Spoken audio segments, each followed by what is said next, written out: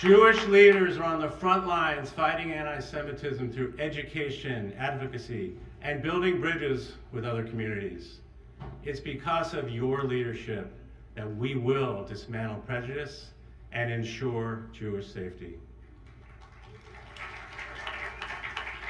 I also want to acknowledge the student leaders who are here with us today. You have stood up to hate and anti-Semitism on college campuses. And on behalf of our nation, thank you for your courage. And let me be clear, we have your back. Ever since that horrific day of October 7th, I've been reaching out to Jewish leaders and Jewish students all across the country just to check in and see how they're feeling. And in each of these conversations, my message is always the same. We still need to find and embrace that Jewish joy. Joy is what I remember most about growing up Jewish. And it's what I've felt in some of my favorite moments as second gentleman, like returning to my Jewish summer camp and reliving the memory of being voted most athletic. Or when I attended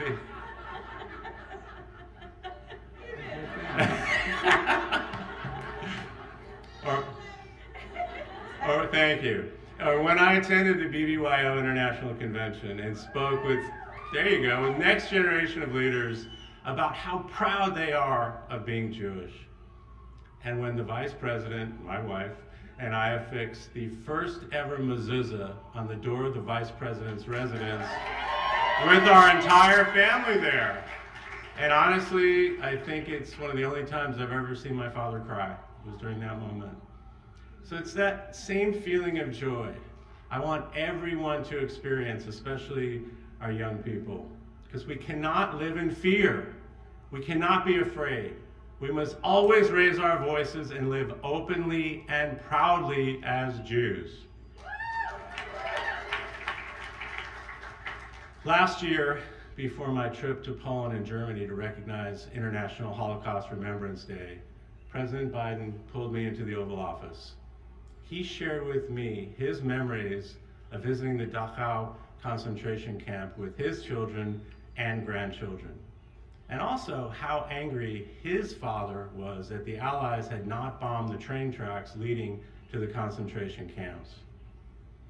Then, in the immediate aftermath of October 7th, I stood beside President Biden as he condemned the pure evil Hamas unleashed into the world and staunchly proclaimed his support for the Jewish people and Israel.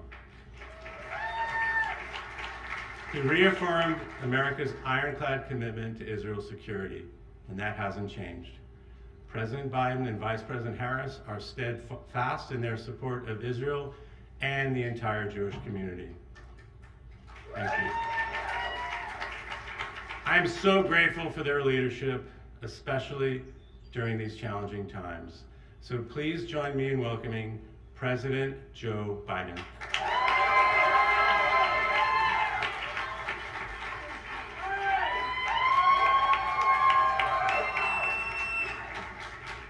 Well, thank you, Kamala and Doug.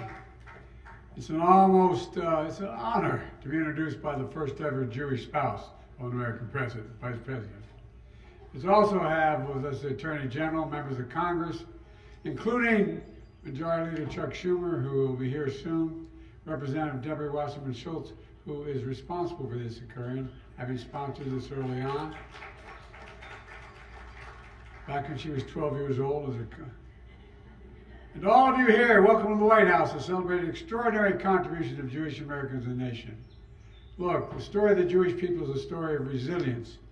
Absolute resilience, from pain and persecution to hope and to light, even in the darkest times.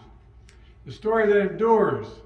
Throughout our history, Jewish people helped define and expand the singular idea that binds us together as Americans. It's not hyperbole.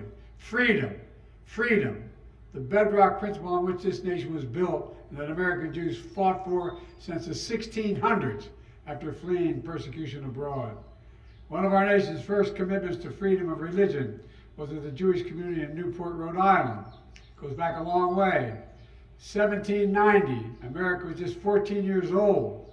A local Jewish leader wrote a letter to President George Washington, expressing his hope that America would be a nation of religious freedom, not just for Jews, but for all citizens. A nation which, quote, gives bigotry no sanction and persecution no assistance. It helped lay the groundwork for religious freedom in the First Amendment in our Constitution. And ever since, Jews have been in the forefront of helping realize the promise of America for all Americans. Jewish artists, poets, helped define the American vision of liberty for millions of people who come to our shores. And look, Jewish suffragettes and advocates have fought for women's rights, voting rights, every right we have. My whole career, every fight to increase civil rights and civil liberties has been led by Jewish community, where I come from. The Jewish faith leaders and citizens marched, petitioned, boarded bus, demanded civil rights for all. Jewish scientists and engineers and doctors have led breakthroughs in innovation, technology, and medicine. Across government, Jewish Americans have proudly served our nation in uniform and elected at point of office, in embassies, in civil service, and our nation's highest courts.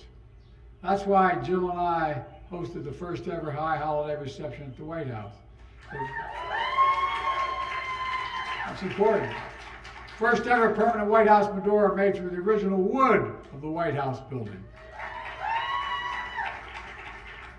To make clear that the history and vibrancy of the Jewish life is woven into the very fabric of America, and it's permanent. It's permanent.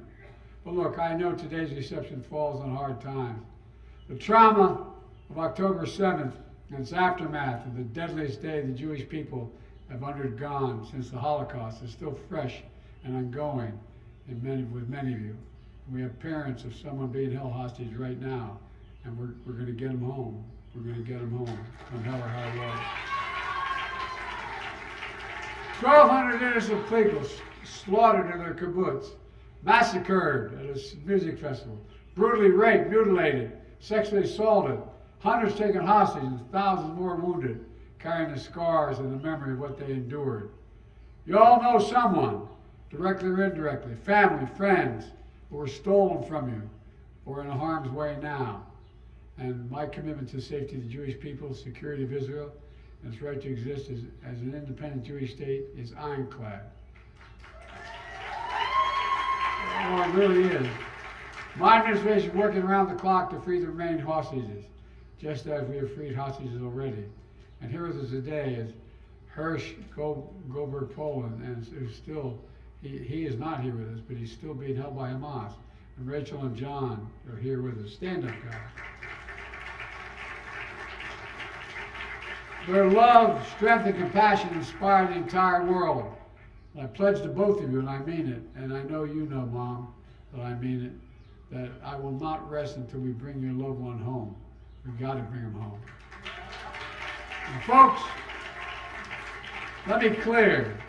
I'll always ensure that Israel has everything it needs to defend itself against Hamas and all other enemies, just as I did when Iran's unprecedented attack last month.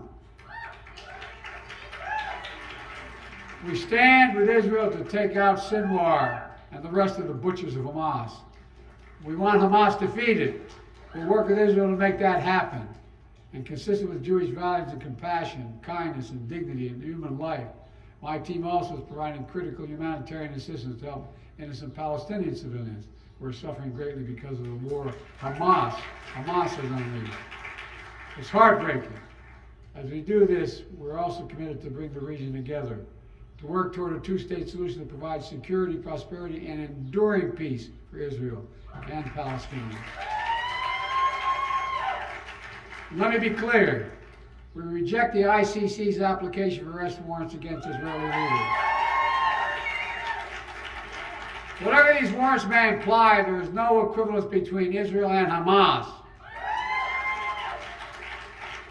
And it's clear Israel wants to do all it can to ensure civilian protection. But let me be clear. Contrary to allegations against Israel made by the International Court of Justice, what's happening is not genocide. We reject that. We will always stand with Israel and the threats against its security. Compounding the pain and the vicious surge of anti-Semitism around the world here in America as well, on our streets, our social media, and college campuses. It's amazing it's happening. It's absolutely despicable. It's wrong and it must stop. It must stop. In America, we respect and protect fundamental rights of free speech to protest peacefully. That's America. But there's no place in any campus in America, any place in America for anti-Semitism, for hate speech that threatens violence of any kind against Jews or anyone else. Nobody should fear going to synagogue or school or walking down the street wearing a symbol of your faith. That's wrong, simply wrong. And that's why long before October 7th, I launched the nation's first national strategy to counter anti-Semitism. Let's mobilize the full force of the federal government to crack down on anti-Semitism wherever you find it. We recently secured an additional $400 million, the largest increase ever in physical security for nonprofits, including synagogues, Jewish community centers, Jewish schools, Jewish nonprofits. My Department of Education has put colleges on notice that anti-Semitism is discrimination prohibited under Title VI of the Civil Rights Act, period. And the department has to investigate discrimination aggressively. That's my special envoy to monitor cabinet and anti-Semitism, Deborah, you all. Where is Deborah here? Deborah, thank you. Lipstadt, for furthering our efforts to all around the world. It matters. This matters. The Jewish community wants you to know, I see your fear, your hurt, and your pain. And let me assure you, as your president, you are not alone. You belong. You always will belong. Let me close with this. In moments like this, we do well to remember that this ancient story of Jewish resilience endures because of its people. That's what today's all about. Feeling the joy and pride of community, honoring the beauty of your unshakable faith, and celebrating heritage and legacy of Jewish Americans who continue to enrich every single part of our life. So thank you for what you've done for America and for the whole world to make it a better place.